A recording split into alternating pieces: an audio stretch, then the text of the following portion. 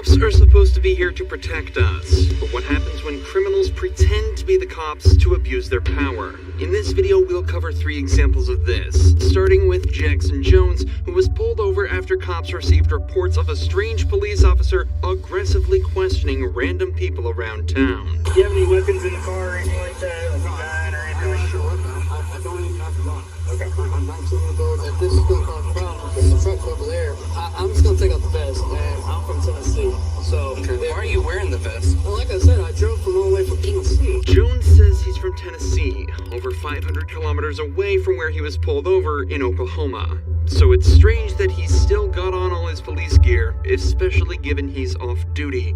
And the cops think so too. Why do you wear a vest outside of the facility? Is this an agency vehicle, or is this your personal vehicle? This is my gear. It's just a little odd, because whenever I worked in the jail, I took my crap off, especially if I was taking a long drive from Tennessee. You got any kind of employment identification? Dude, they don't give me that when you work at the jail. Really? You don't have like an access card or an ID badge or anything for the facility that you work at? I don't. When Jones fails to produce any form of certification that proves he works in law enforcement, the cops start to get extremely suspicious. Not only was he wearing a police uniform, but he was also pulling civilians over and aggressively questioning them. The cops know something is up with this guy. They just need to figure out what he's doing, and more importantly, why. And you don't have a gun with you or anything like that? You can search the car. You don't mind if I search the car? I don't think it's search the car. Okay, cool. Step on out if you don't mind. Face the vehicle, I'll just check you for, make sure you don't have any guns or nothing. As Jones steps out of the car, we can see that he is in full police uniform, complete with handcuffs. Even if Jones was a jail worker in Tennessee, as he claims, he doesn't have jurisdiction to arrest people in public. All the signs point to something being seriously wrong here. So, given he's been granted permission by Jones, the officer decides to conduct a full search of the vehicle. We'll just check everything out. If everything's good, then we'll go on.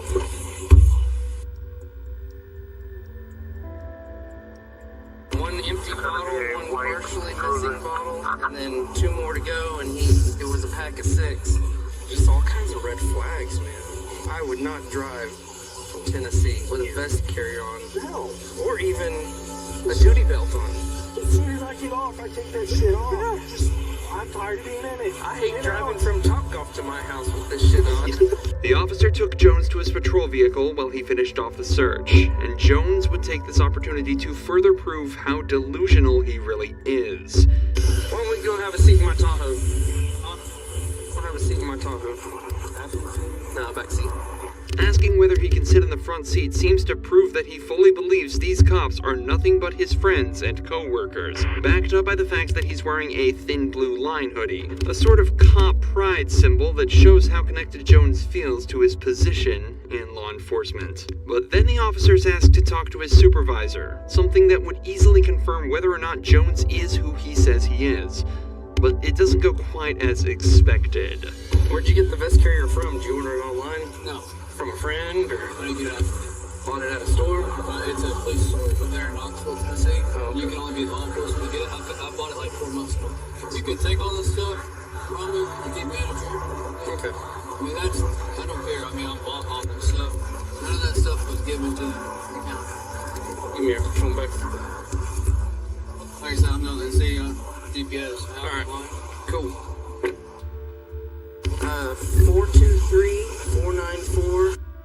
Yes, this is Deputy Mike Hansen with the Oklahoma County Sheriff's Office. I'm out on a individual saying he works for Campbell County Sheriff's Office by the name of Jackson Jones. You'll give me a call back, 405-869. So it went to a voicemail. So that's like not an official work number. The number that Jones gave was fake, or at least not belonging to an official police department. Jones was either hoping that they'd give him the benefit of the doubt when it hit voicemail, or that he could convince someone to call them back and pretend to be his supervisor. Either way, it didn't work, and the final nail in the coffin was when the witness he pulled over turned up to the scene and completely exposed his story. He was dressed like a cop. They had sheriff written on the side right here. He was sitting in a driveway, and I stared for about 2 minutes and staring at him. He's this guy. It's kind of odd. He's in our neighbor's driveway. He gets out, and I said, sir.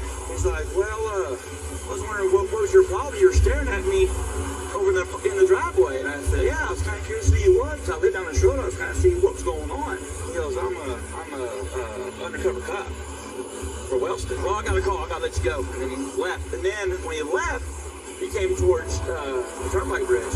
And he took the U-E and was trying to pull another car. He was trying to flash his lights at him. Really? And I didn't know if they pulled over or not, but he was flashing his lights like he was trying to pull him over.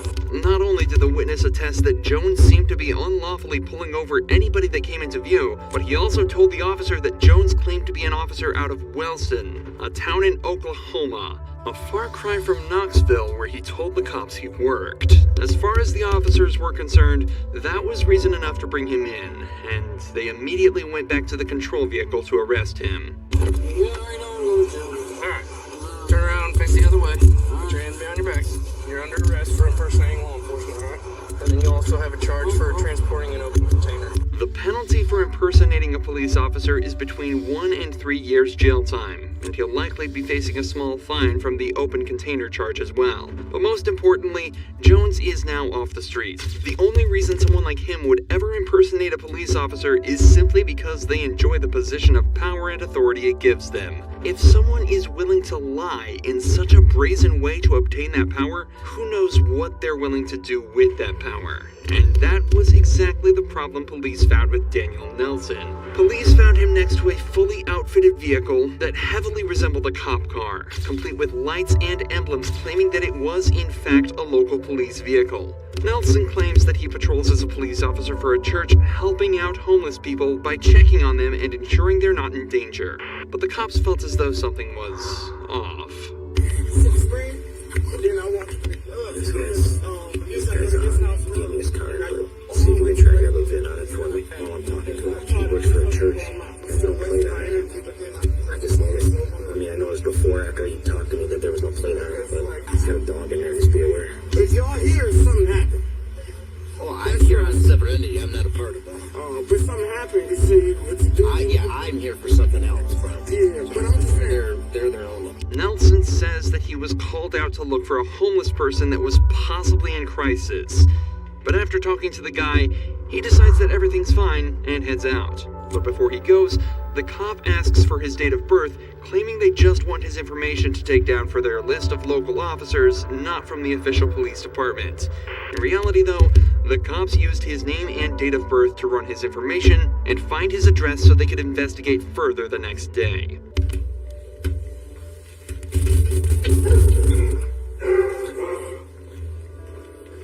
Yeah. Hang over here. I'm gonna check.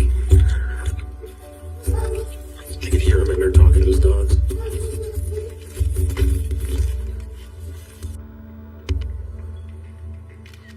Despite the fact that nobody answered the door, the fake police car was outside the house, the dogs were home, and they could hear him inside talking to the dogs. Above all that, it was 6 in the morning. The cops were almost 100% certain Nelson was inside, but refused to answer to the cops. However, the police definitely didn't expect what happened next. Later that day, Nelson turned himself in at the police station.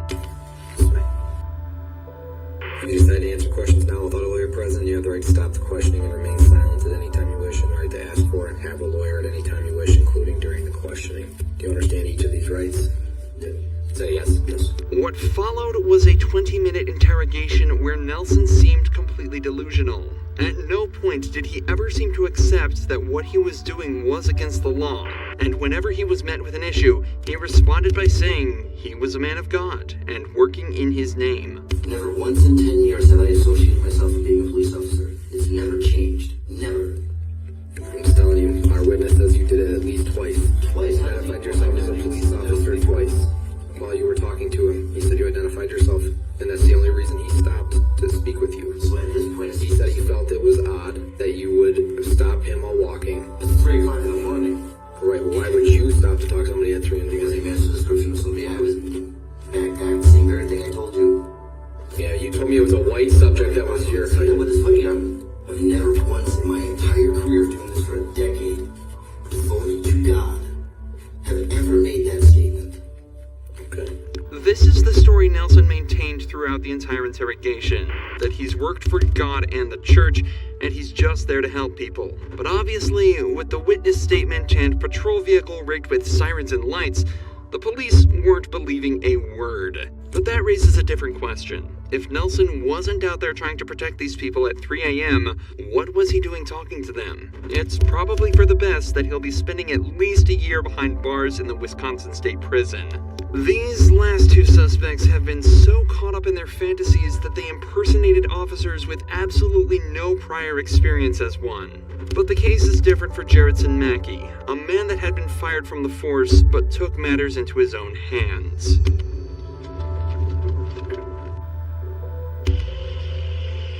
Hey, partner. Hi. Hey, I'm Officer Park with Akron Police Department. How are you? The only reason why I'm pulling you over, I guess y'all were, well, that's my chief of police right there. He saw y'all go around traffic. He was trying to figure out who y'all are with or what was going on. The cops had seen Mackey flash his lights and go around traffic, something that real cops aren't allowed to do, let alone those in suspicious-looking vehicles that aren't even registered with the police force. Yeah, I'm off-duty hero operator. Oh, off-duty hero operator? How you doing, Chief? Hey. I'm off-duty operator. I just work at Osprey detail. That's my ID. That's my badge. Why is the car registered to an individual? That's mine. This is my company. So what are you doing with all these red lights? Sorry? Why all these emergency lights? And did I see you using emergency lights to pull out into traffic on Lake Akron? Oh, no, because I couldn't get through, Chief. You notice? That's a standstill. So I flashed the lights so people could see me, and I was trying to get in the line. Who do you work for? This is my company. I'm an off-duty hero operator. This is my company.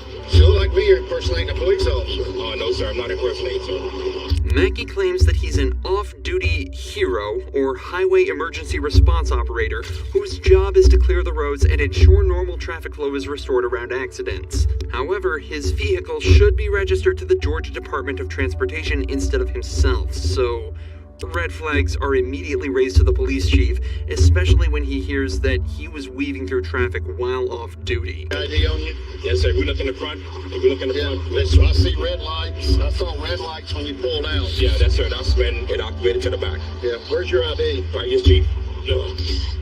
Do you have a lighting permit for the vehicle? Yeah, right there on the glass. Okay. Thank you, sir. You're welcome. Be right back with you, okay? There's your ID back. Thank you. Look, given with all the lighting permit and stuff that I'm seeing, I'm just going to assume everything's properly permitted and stuff for the vehicle. It is, sir. That said, with what my chief's observation, the use of those are for strictly business purposes. You No, you're right. can't be using it to pull in the traffic, okay? Yes, sir. So I am going to issue a citation for unlawful operation for emergency vehicle, okay? I want to verify your employment, and I'm probably going to have CID look into this, to be honest with you, see what you're doing. I know, Chief. I don't feel good. Chief. Or is it great? Chief, I can show you my LLC. I can show you my LLC right now. I'll let him handle it. Mackey was given a citation for unlawful operation of an emergency vehicle and let go for the time being. But when the officers returned back to the station and contacted the GDOT, they discovered that Mackey was a hero operator, but had been terminated from them in January 6 months earlier. He had kept his badge and permits and knew exactly what to say to the officers for them to believe that he was well within his rights to operate his vehicle. But luckily, these cops were too smart to get caught out, and Mackey was arrested for impersonating a police officer 2 days later. If you enjoy true crime videos like this, make sure you're subscribed to see more.